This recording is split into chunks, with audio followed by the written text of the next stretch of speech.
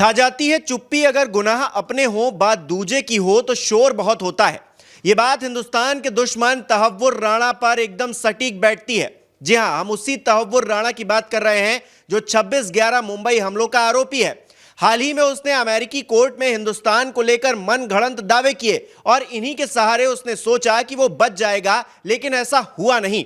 मुंबई हमले में मासूमों के लहू से होली खेलने वाला तहव्वुर राणा भारत प्रत्यर्पण से बचने के लिए अमेरिकी कोर्ट में कहता है कि ह्यूमन राइट्स वॉच 2023 की वर्ल्ड रिपोर्ट कहती है कि भारत की बीजेपी सरकार धार्मिक अल्पसंख्यकों, खास तौर पर मुसलमानों के साथ भेदभाव करती है और वो लगातार तानाशाह होती जा रही है।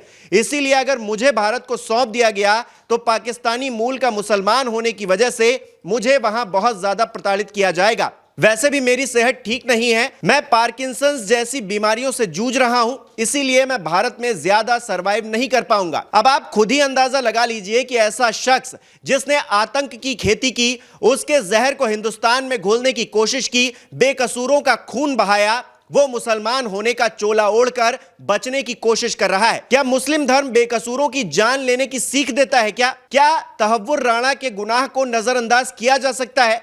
कहते हैं न्याय की चौखट पर देर है पर अंधेर नहीं। 13 नवंबर 2024 को राणा ने निचली अदालत के प्रत्यर्पण के फैसले के खिलाफ सुप्रीम कोर्ट में अपील की थी, जिसे 21 जनवरी को खारिज कर दिया गया। इससे पहले उसने सैन फ्रांसिस्को की एक अदालत में अपील की थी, जो खारिज कर दी गई। तहव्वुर राणा की किस्मत ने अब तक बहुत कुछ उसका साथ दिया है, पर अब नहीं, अब उसके किए की सजा उसे मिलकर ही रहेगी। पिछले दिनों फरवरी में जब प्रधानमंत्री नरेंद्र मोदी अमेरिकी दौरे पर थे, तब राष्ट्रपति ट्रंप ने तहव्वुर राणा को भारत प्रत्यर्पित करने को लेकर हरी झंडी दिखाई थी। पीएम नरेंद्र मोदी की मौजूदगी में ट्रंप ने कहा था कि हम एक बहुत ही हिंसक व्यक्ति को तुरंत भारत को सौंप रहे हैं।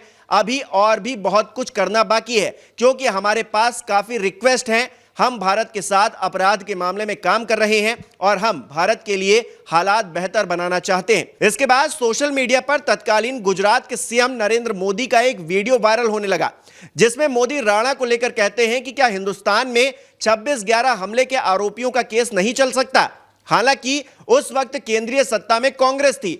अगर वो चाहती तो ऐसा हो सकता था, पर आज प्रधानमंत्री नरेंद्र मोदी उसी सत्ता के शीर्ष पर बैठे हैं और उनके रहते यह मुमकिन हो रहा है कि तहव्वुर राणा को भारत लाया जाएगा।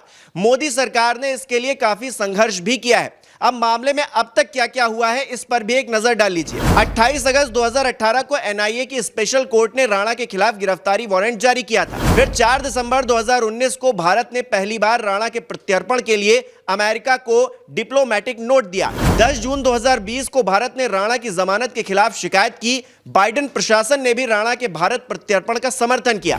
इसके बाद 2020 में कोविड पॉजिटिव होने के चलते तहव्वुर राणा को अमेरिका की जेल से रिहा कर दिया गया। फिर 16 मई 2023 की तारीख आती है, जब अमेरिका की एक डिस्ट्रिक्ट कोर्ट ने राणा के प्रत्यर्पण का आदेश दिया, जिसके खिलाफ राणा ने अपील कोर्ट में याचिका डाली। 9 अगस्त 2023 को भारत के गृह मंत्री अमित शाह ने कहा कि राणा को जल्द ही भारतीय न्यायपालिका का सामना करना पड़ेगा। इसके बाद सितंबर 2024 को अपील कोर्ट ने राणा की याचिका खारिज कर दी। फिर आती है 13 नवंबर 2024 की तारीख, जब भारत के अनुरोध पर राणा को गिरफ्तार कर लिया जाता है। इसके बाद उसने अमेरिकी सुप्रीम कोर्ट में जमानत के लिए एक रिट पिटीशन भी दायर की। 21 जनवरी 2025 को सुप्रीम कोर्ट ने भी राणा की याचिका को खारिज कर दिया और 25 जनवरी को सुप्रीम कोर्ट ने तहव्वुर राणा के भारत प्रत्यर्पण को मंजूरी दे दी। फिर 13 फरवरी 2025 को अमेरिकी राष्ट्रपति ट्रंप तहव्वुर राणा को भारत भेजने का ऐलान करते हैं और 6 फरवरी 2025 को अमेरिकी सुप्रीम कोर्ट भारत प्रत्यर्पण पर रोक लगाने वाली राणा की याचिका फिर से खारिज कर देती है। अब हर हिंदुस्तानी राणा का बड़ी बेसब्री से इंतजार कर रहा है,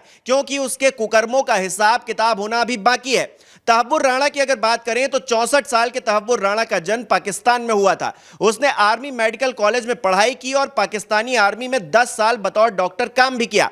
लेकिन तहव्वुर राणा को अपना काम पसंद नहीं आया, तो उसने नौकरी छोड़ दी और पूरी तरह से आतंक की राह पर चल पड़ा। भारत के खिलाफ आतंकी गतिविधियों में शामिल रहने वाला तहव्वुर राणा अभी कनाडा का नागरिक है, लेकिन हाल ही में वो शिकागो में रह रहा था, जहां उसका बिजनेस भी है।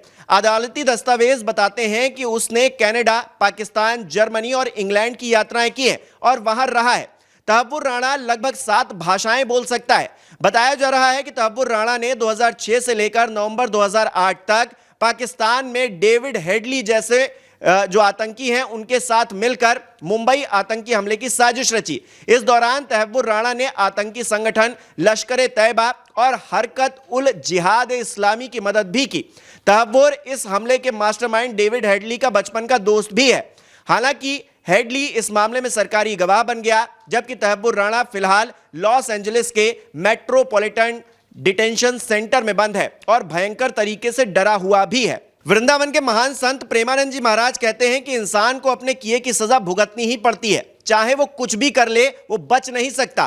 तहव्वुर राणा को भी उसके किए की सजा जरूर मिलेगी, लेकिन कानून के मुताबिक, क्योंकि भारत तालिबान नहीं है। एक ऐसा लोकतांत्रिक देश है जिसका मानना है कि एक दोषी भले छूट जाए लेकिन किसी निर्दोष को सजा ना मिले। पर तहव्वुर राणा को कतई बख्शा नहीं जाएगा, क्योंकि उसके काले कारनामों के दाग बहुत ज्यादा गहरे हैं।